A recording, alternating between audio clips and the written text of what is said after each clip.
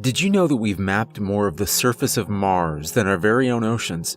How has our curiosity driven us to space travel, but not to explore the most perplexing mystery that lies on our very own planet? I've explored much of our waters myself, mapping and documenting our oceans and seas. I've learned that we are better off to just leave what lies below the waves alone. I grew up by the ocean. In my youth, I loved to explore the tide pools and sea caves that dotted the East Coast. I loved to see life interacting with each other, crabs scuttling away when a big fish swam by, or an octopus camouflaging itself undetectable until its prey made the fatal mistake of getting too close.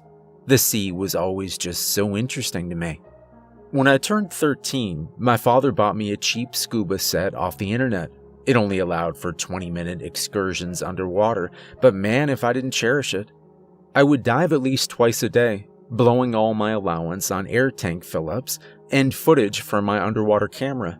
Most of my childhood was spent under the sea. As I grew, my interest for the water developed from a hobby into a fully fledged career. I received my degree in marine biology with the highest marks in my class, and was almost immediately hired by the Poseidon Foundation. Poseidon was a great place to work. I got to travel the globe, documenting new species and reclassifying the old ones. Here, I met people who shared my passion for the waters on Earth and discovering what dwells within them. I was a model employee. My data never had mistakes and was never once late. I quickly rose through the ranks until I was the right-hand man of the CEO, Barry Henderson. He was an amazing man, with love for the oceans that even surpassed my own. The man had a twinkle, a spark of curiosity that all great explorers possessed. He was not my boss, but my friend.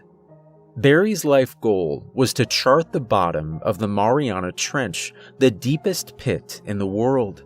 Every time we were together, it was the same old story. "What do you think's at the bottom?"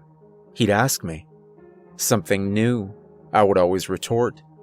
"One day, me and you, we're gonna go down there." Of course, an expedition to the bottom of the ocean would cost huge sums of money, which would simply bankrupt the company.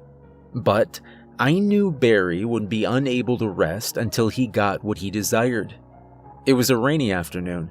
I was sitting in my office drinking a coffee and finishing up a report on a new species of starfish my team had discovered off the coast of Australia when Barry burst in. "Lucas, it's happened. My God, it's happened." "Huh?" "The department accepted my request to fund our expedition. Our expedition to the bottom of the sea." The following months were spent preparing the submarine. It had to be perfect. That far underwater would put tons of water pressure on every square inch of the hull. I could hardly contain my excitement for what lay ahead. What kind of diverse life could exist that far below the waves? Only one expedition had ever been made before ours, and it lasted less than 20 minutes. Our submarine was designed to be submerged for over 20 hours. Barry and I would be true modern-day pioneers. The Triton finished construction in less than 2 months, and by God, the thing was a tank. 40-inch thick walls left more interior space to be desired, but it was plenty of room to house just the two of us. The best flashlight money could buy was mounted on the bottom, illuminating whatever lied in front in dazzling white light. 2 robotic arms were attached to either side, giving us the ability to grab whatever was lying there to meet us and document it. We submerged on the 12th of July. The excitement that boiled inside me as we sank to the ocean completely pushed aside the nervousness that accompanied anyone facing the unknown. I could barely sit still as we sank further and farther into the murky depths. "We'll reach the bottom in less than 10 minutes, Barry exclaimed. You've not experienced true darkness until you've been to the bottom of the ocean. Any traces of sunlight died out miles above us, leaving me and my partner in the utter blackness that is the deep sea. Even our fluorescent light had dimmed down to nothing but an orange glow. We could see less than 20 feet in front of us, but that didn't stop Barry or I from getting straight to work. In less than 45 minutes, we discovered over 32 species of deep sea fish, 3 types of crustaceans, and 2 types of octopi. It was marvelous. Never in my life had I had so much fun. The biology in the trench was so diverse and unique. I'd never seen anything like it before. Barry and I were discussing our first hour findings when we felt a jolt on the right side of our ship. It knocked us back several feet and sent me out of my chair and onto the floor. "What was that? Are you okay?" Barry screamed. Of course, no one heard him. Along with the petrifying darkness came soundlessness. The world below was nigh mute. It held a very disturbing vibe. I'm fine. What was that?" I asked, pulling myself back onto my chair. Barry didn't answer. A thick, long, maroon tentacle did, slapping the front glass with a gut-wrenching, meaty sound. "What the hell?" Barry cried out. The tentacle, which must have been 25 feet, wrapped the front of our machine like a fish caught by a squid. I was dumbfounded. Was it a giant squid? No, they don't live that deep underwater. It was impossible. It had to be something new. I sprang into action and took control of both of the robotic arms. I gripped the tentacle as firmly as the machine could and ripped it off furiously. Whatever it was attached to quickly scurried away. Barry started, but didn't finish. We both knew that we just discovered something big. Let's follow it, I decided. The submarine turned in the direction that the thing went in. We followed a trail of half-eaten fish and overturned stones to something we both had not expected to see that deep. A spear. It was made from some kind of metal, and it almost looked new. "This is freaky," Barry stated. We followed the trail further, neither of us wanting to give up on what could be the biggest discovery of the decade. But then it happened again, harder. The familiar jolt and thudding sound, this time knocking us both out of our chairs. Then it came again. Another thud from the opposite side of our cramped ship. Then another and another and another. They happened rapid fire, hit after hit. It felt like I was stuck in an intense game of Pong. Then we saw it. An unintelligible mass moving slowly towards us from the thick blanket of darkness, edging closer and closer every minute. It wasn't a squid coming towards us, nor was it an octopus. It was a monster. It had the face of a human, if humans lived at the bottom of the ocean. Huge, glazed, solid black eyes dominated the monster's menacing face. Gills pocketed its neck, appearing to be slashes made by a knife.